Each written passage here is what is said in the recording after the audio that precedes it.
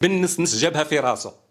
نعم، بالنسنس غادي يدخل الحبس للاسف الشديد، وغادي يخلص غرامه كبيره بسبب الفيديو اللي انتشر على وسائل التواصل الاجتماعي كيتبين انه كيحفر على الكنز وانه لقى الكنز. من بعد ما وصل هذا الفيديو للعائله ديال المرحوم البشير البوهالي، هو مول الملك، هو مول هذيك الفيلا اللي حفر فيها بالنسنس، وتيدعي انه لقى كنز كبير، انه كنز ديال مصر. كيف ما شفنا كاملين في الفيديو كيبين واحد الخريطه ديال الفراعنه، كيبين انه لقى قال لك الزئبق الاسود، مجوهرات يعني غاليه بزاف ونادره. هذا الشيء كامل طلع كذوب، وان فقط دار هذا الفيديو باش يجيب المشاهدات، باش ما يخرج من ذاك الروتين، لان لي فيديو ديالو القدام ما كانوا بقاوش يجيبوا المشاهدات. ولكن نسى واحد الامر اللي خطير، وهو ان التنقيب والبحث عن يعني الكنوز في المغرب، يعني تحفر على واحد الكنز في المغرب، راه ممنوع منعا باتا وكيعاقب عليه القانون.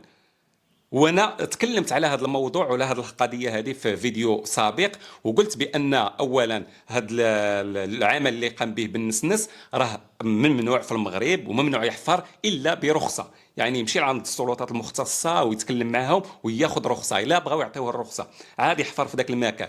كذلك ذاك القصار او ذاك الفيلا اللي حفر فيها راه ماشي الملك ديالو، الملك ديال عائله البشير البوهالي، هذا القائد المرحوم الله يرحمه ويوسع عليه، معروف على المستوى المغربي.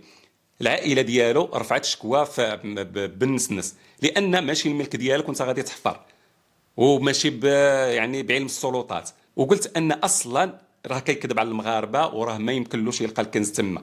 اش جاب الخريطه ديال الفراعنه للمغرب وباينه امبريميا، يعني لي كولور باينين واضحين، يعني تيضحك على العقول الضعيفه. وهنايا غادي نقرا لكم واحد ثلاثه ديال التعاليق اختاريتهم من الفيديو السابق. هاد الناس تيقولوا بانني كنحسدو، انني كنغير منه، انني راه بصح لقى الكنز. تخيلوا معايا مازال عندنا هاد النوعيه ديال البشر كيتيقوا هاد النوعيه ديال الفيديوهات وهاد النوعيه ديال المحتويات. تخيلوا معايا، انا اقسم بالله لا تصدمت يعني فاش طلعوا عندي في التعاليق وبداو كيسبوا وكيعايروا وتيقول لك انايا ما كنكره بالناس، وانني ما متيقش هذاك الشيء اللي تيدير، لانني حاسده، لانني غاير منه. المهم ما عليناش، نتوما حكموا واعطيني الاراء ديالكم في التعاليق. نقراو التعليق الاول. هذا السيد هذا تيقول: سؤال، علاش يمثل خويا؟ راك غير شارب السيرو. يعني هذا السيد هذا، ونتمنى يقرا يعني يشوف هذا الفيديو هذا. قال لي: علاش يمثل؟ زعما علاش بالنسبه غيمثل علينا؟ انت راك مريض، خصك تشرب السيرو ديالك بهذا المعنى. تخيلوا معايا هاد الثقه العمياء. دابا هو المشكل ديالنا، حنا تنثيقوا في واحد الانسان تيبان غير على وسائل التواصل الاجتماعي، ما جلسنا معاه ما شفناه وكنطيقوا. يعني ديك الثقه العمياء. هذا اعطيوني الاراء ديالكم في هذا الشخص هذا. بالنسبه للشخص الثاني قال لك: انت ما راضيش حتىش لقى الذهب وغناه الله، انت غتبقى محساب.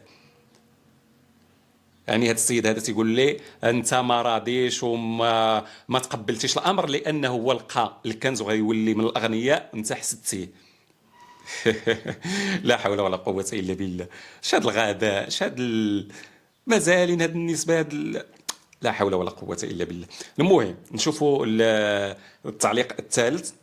سيرت المهم راه طيح الهضره، ما عليناش ما نقراش هذه الكلمه هذه. بالنسنس من بدا عنده الملايين، معروف في العالم، يعني بالنسبه عنده الملايين المتابعين، يعني راه عنده الحق. يعني صافي غير عنده المتابعين، وبطبيعه الحال المحتويات التافهه راه تتكون عندها الملايين ديال المتابعين، هذا الشيء راه عادي. وكيف ما شفنا راه الملايين ديال الناس اللي مشاو القاطع، اللي مشاو تفرجوا في موازين، تفرجوا في طوطو، تفرجوا في سبعاتون، وفي ذاك اللي لا علاقه، لا كلمات، لا لباس، لا احترام، لا غير تطيح الهضره. هادو هما دوك النوع اللي دابا تيعلقوا، هادو هما اللي مشاو يتفرجوا في شيرين ويتفرجوا في يلا هادو هما اللي تيعلقوا هنايا. اش هاد الجهل، اش هاد الوعي، اش هاد لا حول ولا قوة إلا بالله. والله ما لقيت ما نقول. المهم ما عليناش، نرجعوا للموضوع ديالنا. بالنسنس غادي يتعاقب على هذا الفعل هذا اللي دار، لأن راه ممنوع في المغرب تحفر على الكنز واخا يكون الملك ديالك. تخيلوا معايا كاينه واحد المادة انا نقراها لكم. الفصل 528 من القانون الجنائي المغربي اللي كيتعلق بالكنوز. هذا الفصل هذا تيقول لك حتى ولو حفرتي عندك في الملك ديالك، مثلا عندك واحد الجردة، عندك واحد الفيلا، عندك وحفرتي ولقيتي الكنز، راه خصك تبلغ عليه السلطات المختصة، تقول لهم انا لقيته، وعندك مده ديال 15 يوم. 15 يوم الا ما بلغتيش وعرفوا بانك راك حفرتي على الكنز وجبدتيه، راك غتعاقب ما بين شهر حتى ل 6 شهور وغرامه ماليه. يعني القانون واضح. بنادم خصو غير يقرا، راه كاينه جوجل، كاين دابا الحمد لله موجود المعلومه يمكن لك تاخذها من بزاف ديال المصادر لي اوبن سورس كيف ما تنقولوا.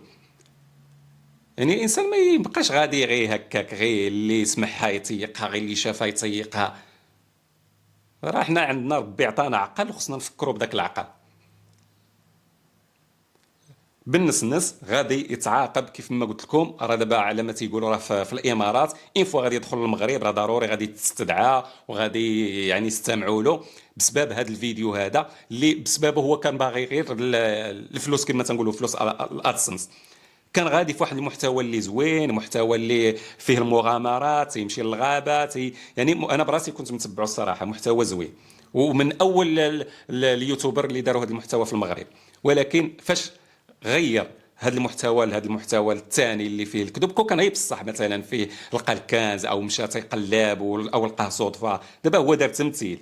يعني مشى شرا واحد دوك المآثير من الانترنت او من شي سويقه قديمه في المغرب، مشى امبريما ديك الخريطه اللي تيقول لك حق الخريطه ديال الفراعنه، وشرا واحد القريعه دار فيها ما شنو هذا، قال لك حق الزئبق الاسود. يعني كيمثل على المغاربه. يعني وبزاف ديال المغاربه انا متاكد ان بزاف المغاربه فاش غيشوفوا هذا الفيديو راه غادي يلغيو المشاركه، لان كذب عليهم وكيستصغر منهم وتيضحك على العقول ديالهم. يعني صافي غادي في واحد المحتوى زوين وعندك يعني المتابعين تايقين فيك وعاطينك واحد يعني مقدرينك ومحترمينك، سير في ذاك المحتوى. علاش تتكذب عليهم؟ وانت جبتيها في راسك، وانا قلتها في الفيديو الاول، قلت لكم راه غادي يتم العقاب ديالو، لان القانون ما كيلعبش في هذه القضيه هذه. وكيف ما الا كنتوا شفتوا واحد البرنامج كانوا داروه في اما في القناه الاولى ولا الثانيه سميتو 45 دقيقه، راه كانوا تكلموا على هذه القضيه ديال الكنز وشكون اللي هاد الناس اللي تيجبدوا الكنوز والعقاب اللي يعني تيتعاقبوا به الا حصلوا. يعني هذا البرنامج هذا لا تفرجتي له غادي يعطيك التفاصيل ديال التفاصيل في هذه القضيه هذه. نتمنى والمهم البنسنس يدير عقله. وانتم شنو هو الراي ديالكم في هذه القضيه ديال البنسنس؟ واش بصح لقى الكنز ام لا؟ عندكم تقولوا لي راه بصح لقى الكنز وراك تحسدوا كتغير منه. المهم التعليق ديالكم كيف ما كان انايا تنتقبلوا كيف ما تنقولوا. بالنسبه لهذه القضيه شنو الراي ديالكم فيها؟ والعائله ديال البشير البوهالي اللي رفعت عليه دعوه ودارت شكايه ضده، واش من حقها ام لا؟ نبغي الاراء ديالكم كيف ما كانت. نتمنى من بالنسبه يرجع لعقله ويقدم محتوى اللي كان كيخدمه في الاول. والسلام عليكم.